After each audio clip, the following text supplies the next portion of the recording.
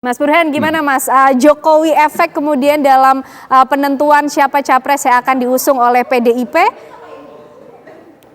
Ya, kebetulan saya sedang menulis itu ya soal efek elektoral Jokowi endorsement dan memang efek elektoralnya cukup menentukan sepanjang approval rating Pak Jokowi tinggi.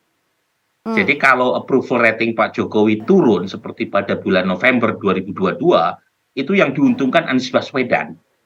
Nah, yang oke. dirugikan adalah Ganjar dan Pak Prabowo. Nah, tetapi sejak Desember 2022 sampai sekarang, itu sepertinya Pak Jokowi gaspol dan dalam banyak hal termasuk memastikan inflasi terkendali. Hmm, Misalnya bulan Maret year on year inflasi kita itu turun jadi 2,9. Sebulan sebelumnya 3,1. Itu jarang sekali biasanya menjelang lebaran inflasi turun. Dan itu punya efek langsung terhadap peningkatan approval rating presiden. Nah, data LSI 76,8%, data indikator approval rating Pak Jokowi naik dari 73 ke 75,5% di bulan April.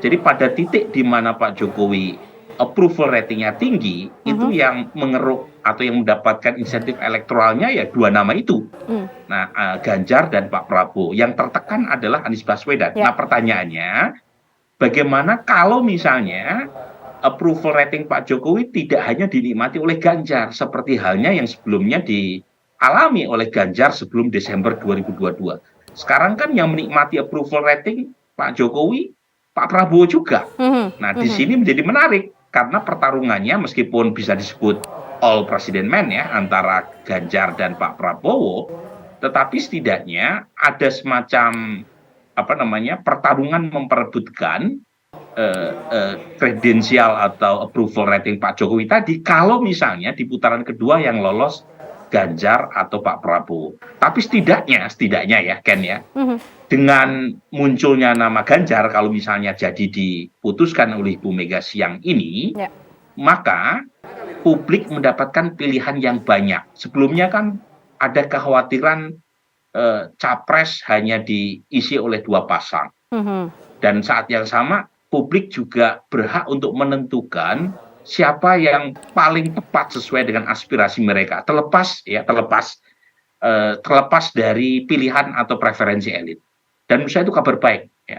Justru semakin banyak calon, Mhm, semakin mhm. bagus, agar publik yang akhirnya memutuskan jadi hakim daripada dimonopoli atau didominasi oleh elit, lebih baik biarkan publik yang menilai, asalkan memenuhi kualifikasi presidensial threshold. Kalau Oke. saya atau Bung Ege kan pada dasarnya nggak setuju Oh presidensial iya, threshold iya, ya, tetapi kan iya.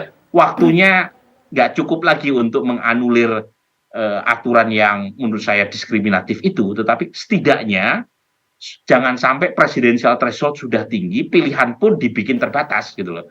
Mhm. Jadi dengan pilihan yang tersedia tadi 20% presidensial threshold ya minimal kita punya Oke. capres Eh, tiga ya.